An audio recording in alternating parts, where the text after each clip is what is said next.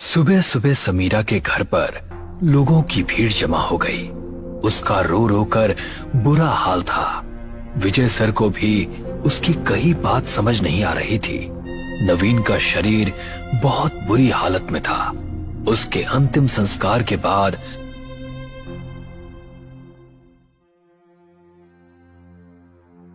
शाम के समय विजय फिर से उसी तांत्रिका के साथ समीरा के पास पहुंचा। समीरा अपने कमरे के अंदर बंद थी और उसके बुदबुदाने की आवाज बाहर तक सुनाई दे रही थी। समीरा, समीरा दरवाजा खोलो, मैं हूं विजय। ये सुनकर समीरा ने दरवाजा खोला। उस कमरे में चारों तरफ अंधेरा था। विशाखा समीरा को बड़े ही अजीब तरह से देख रही थी। तुम इस कमरे में किससे बातें कर रही थी? मैं किससे बात कर सकती हूँ मैम? मुझसे बात करने वाला तो चला गया ना। समीरा, मैं जानता हूँ ये वक्त तुम्हारे लिए बहुत मुश्किलों भरा है, लेकिन हम बिल्कुल रुक नहीं सकते। अब सच सच बताओ कि जब मैं यहाँ आई थी तो उससे पहले क्या तुमने उस ताबूत को खोलकर सुजैना की लाश को देखा था? नहीं तो मैं भला उसे क्यों देखूंगी? फिर ऐसा कैसे हो सकता है? वो लाश जिंदा कैसे हुई? उसने नवीन को मारा और फिर पता नहीं कहाँ गायब हो गई। कब्र से निकलने के बाद जो भी पहला शख्स उस लाश को देखता वो उसी के संपर्क में रहने वाली थी, और तुम कह रही हो कि तुमने नहीं देखा। तो फिर कौन हो सकता है?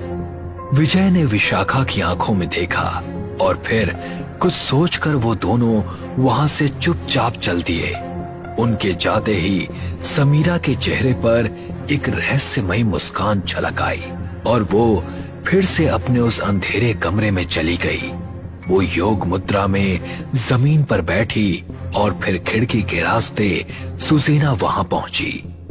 सुजैना, जैसा तुमने कहा था मैंने बिल्कुल वैसा ही किया और तुम्हारे बारे में सब कुछ राज ही रखा। अब वक्त आ गया है कि तुम मेरा इनाम मुझे दे दो। जरूर समीरा, तुम असल में बड़े इनाम की हकदार हो।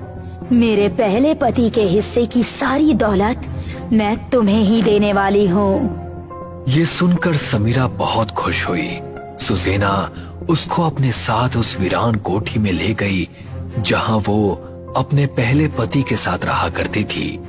वहाँ हॉल में एक मोटा सा हथौड़ा रखा था जिसकी तरफ इशारा करते हुए सुजैना बोली, समीरा, सामने जो दीवार दिख रही है, तुम्हें उस दीवार पर 3 बार इस हथौड़े से हमला करना है।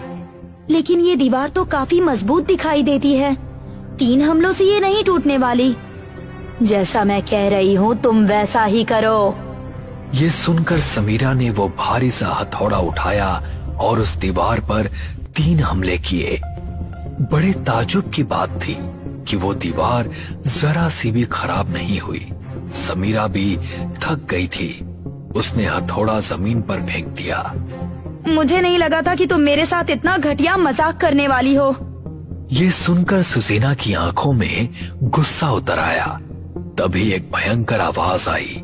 समीरा ने जो देखा उसे अपनी आंखों पर यकीन नहीं हुआ। वो दीवार अपने आप खिसक गई और उसके पीछे एक स्टोर रूम नजर आया। इसी स्टोर रूम में एक बक्सा रखा हुआ था जिसे देखकर समीरा के चेहरे पर मुस्कान झलक आई। मुझे माफ कर दो, मुझे समझने में गलती हो गई। समीरा उस बक्से की तरफ बढ़ी। उसने जैसे ही बक्सा खोला, उसके अंदर नीले सोने और हीरे के जेवरों को देखकर उसकी खुशी का ठिकाना नहीं रहा। ओह माय गॉड, मैं सबसे अमीर हो गई, सबसे अमीर। अभी वो दोनों जोर जोर से हंसी रही थी कि वहां पर ना जाने कैसे विशाखा और विजय दोनों पहुंच गए। विजय के हाथ में एक कुल्हाड़ी थी। उसने देर न करते हुए सुजैना की गर्दन उड़ा दी और वो कटकर खजाने के बक्से के पास जा गिरी। ये तुमने क्या किया? हमें खजाना मिल चुका है, अब इसकी जरूरत भी क्या थी? उन्होंने देखा कि सुजैना का शरीर अभी भी इधर उधर डगमगा रहा था। विजय, जल्दी से उसके 7 टुकड़े कर दो, वरना ये फिर से जीवित हो जाएगी। विजय ने उसके दोनों हाथों और दोनों पैरों पर हमले कर उसके शरीर के 7 टुकड़े कर दिए। इसके सारे टुकड़ों को अलग अलग गड्ढों में खोदकर दबा दो। और एक बात और, विशाखा ने विजय को 7 नींबू दिए और बोली कि हर गड्ढे के अंदर उसके शरीर के एक हिस्से के साथ ये एक नींबू भी दफन करना है। हर एक पार्ट को अच्छे तरीके से गिन कर रखना है। विजय ने उसके सारे टुकड़ों को समेटा और उनको बाहर मैदान में ले गया। समीरा और विशाखा अभी भी कोठी के अंदर मिले हुए खजाने की एक एक चीज को देखकर खुश हो रही थी। 7 गड्ढे खोदने हैं, मुझे तो सब्र भी नहीं हो रहा। कब ये काम पूरा होगा और कब मैं अरबपति बनूंगा। विजय ने एक छोटा गड्ढा खोदा और सबसे पहले सुजैना का सर उसमें रख दिया। फिर एक नींबू उसमें रखकर उसका मुंह बंद कर दिया। इसी तरह वो एक गड्ढा खोदता और उसके शरीर का एक हिस्सा एक नींबू के साथ दफन कर देता। जल्दबाजी में उसको ध्यान ही नहीं रहा कि उसने कितने गड्ढे खोदे और कितने हिस्सों को जमीन में गाड़ा। जब उसने देखा कि अब जमीन पर एक भी हिस्सा नहीं बचा, लेकिन अभी भी एक नींबू उसके पास बचा है, तो वो सोचने लगा, शुक्र है सारे पार्ट्स दफना दिए, लेकिन ये नींबू कैसे बच गया? शायद विशाखा ने मुझे 8 नींबू दे दिए होंगे। ये सोचकर उसने वो नींबू एक तरफ फेंक दिया। अब अपना हिस्सा लेने जाता हूँ, ये कहकर वो भी कोठी के अंदर दाखिल हो गया। क्या बात है, दोनों बहुत खुश लग रही हो, मुझे भूल गई क्या? तुमने उन 7 टुकड़ों को दफना दिया? ये सुनकर विजय ने थोड़ा अनडेफिनेट होते हुए कहा, हाँ दफना दिए। चलो अब इस खजाने को लेकर यहाँ से निकलते हैं। उन तीनों ने उस खजाने को एक बैग में भरा और वहाँ से निकल गए। कुछ देर चलने के बाद विशाखा ने फिर विजय से सवाल किया, तुमने एक एक करके उन गड्ढों में एक बॉडी पार्ट के साथ एक नींबू डाला था ना? तुम बार बार क्यों पूछ रही हो? आखिर उन नींबुओं में ऐसा क्या था? वो 7 नींबू अभिमंत्रित थे। उसके शरीर के हर एक हिस्से के साथ एक नींबू इसलिए दफन करना था जिससे उसके शरीर का कोई भी हिस्सा अपने आप रेंग कर वहाँ से चला ना जाए। अगर वो 7 नींबू भी दफन हो चुके तो समझो तुमने काम ठीक किया। विजय को अब लग रहा था कि उसने कोई गलती कर दी है, लेकिन अरबपति बनने की खुशी उसको वापस उस कोठी की तरफ जाने से रोक रही थी। इस तरफ सुजैना का कटा हुआ हाथ उसी जमीन पर रेंग रहा था। उस कटे हुए हाथ ने एक फावड़ा उठाया और गड्ढा खोदना शुरू किया। उसने सुजैना के शरीर के सभी अंगों को निकाल लिया और उसकी कटी गर्दन ने भी आंखें खोल ली। लालची इंसान लालच में आकर कोई ना कोई गलती जरूर करता है। अचानक तेज तेज हवाएं चलने लगी। उसके शरीर के सभी अंग अपने आप जुड़ गए। वो तीनों अभी बड़ी खुशी के साथ आंखों में सपने लिए शहर की तरफ जा रहे थे। उन्होंने तय किया कि वो पहले विजय के आउट हाउस जाएंगे और वहां पर अपने अपने हिस्से का माल लेकर निकल जाएंगे। विजय, अब सब्र नहीं हो रहा, जल्दी से मुझे मेरे हिस्से का सोना दे दो, फिर मैं चलती हूँ। अरे अब तो सोना हमारे कब्जे में आ चुका है, अब किस बात की जल्दी है? हाँ यार, पार्टी तो बनती ही है। उन तीनों ने अब खुश होकर पार्टी शुरू की। मध्यम म्यूजिक और हाथों में ड्रिंक्स के गिलास उनके सेलिब्रेशन को और यादगार बना रहे थे। मैं जरा वॉशरूम होकर आती हूँ। समीरा वॉशरूम चली गई। अचानक से वॉशरूम की सारी लाइट्स हल्की होकर लाल हो गई। यार, ये रोशनी लाल कैसे हो गई? तभी उसने अपने पैरों की तरफ देखा, जिसके अंदर कई सारे बिच्छू लिपटे हुए थे। ये तो समीरा की आवाज है, चलो। वो दोनों भागकर वॉशरूम पहुंचे तो मंजर बहुत खौफनाक था। समीरा की बिना गर्दन वाली लाश जमीन पर पड़ी थी। ओह गॉड, इसको इस तरह किसने मारा होगा?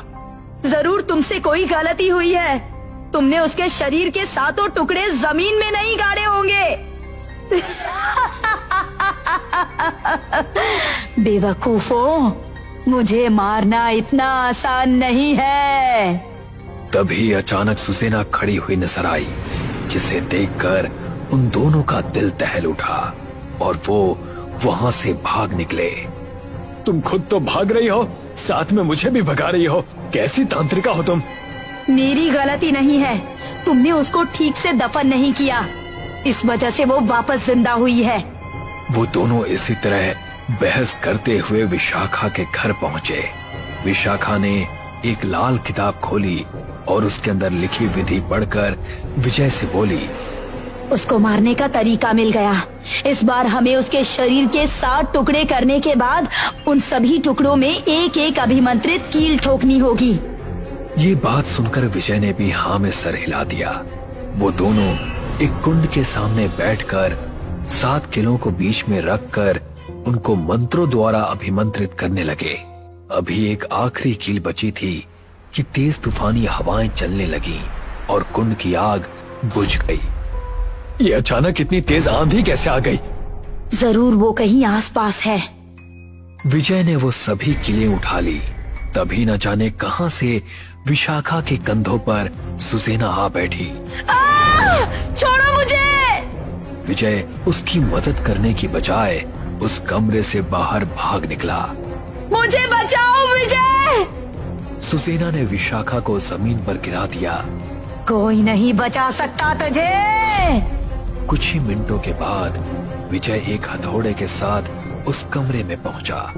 उसने देखा कि सुसेना विशाखा के शरीर पर नाखूनों से बेतहाशा हमले कर रही है। विजय ने अपनी मुट्ठी में पकड़ी कीलों को जकड़ लिया। उसने आगे बढ़कर एक कील सुसेना के माथे पर रखी और हथौड़े की मदद से उसे ठोक दिया। सुसेना बुरी तरह चीखने लगी। विजय ने देर न करते हुए उसकी दोनों हाथों की हथेलियों पर भी कीलें ठोक दी और दोनों पैरों के पंजों पर भी कीलें ठोक डाली। विजय, तेरी ये हिम्मत! सुसेना का शरीर अब उसके काबू में नहीं था।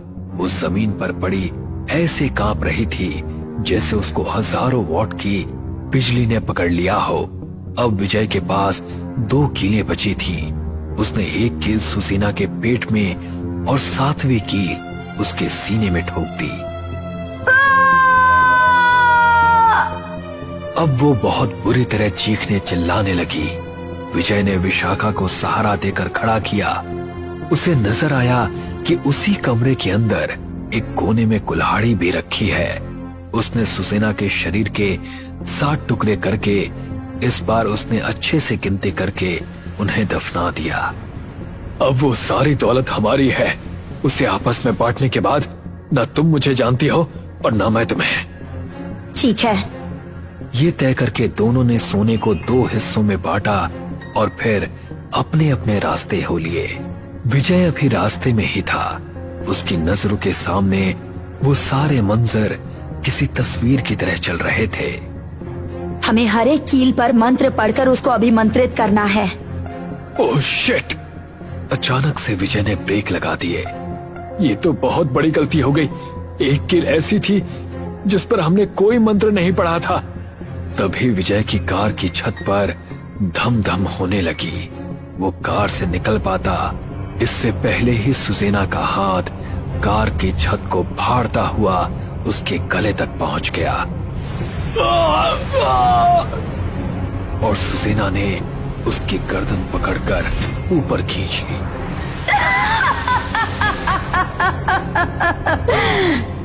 ये मंजर बहुत ही खौफनाक था। कार की छत पर सुसेना खड़ी थी, जिसके हाथ में विजय की टूटी गर्दन थी। उसका शरीर अभी भी कार के अंदर था। सुसेना को मारना नामुमकिन है। अपने 7 पतियों को मारकर उनकी दौलत के साथ साथ उनकी आत्माओं की काली शक्तियां भी मैंने हासिल की थीं। मुझे कोई नहीं मार सकता।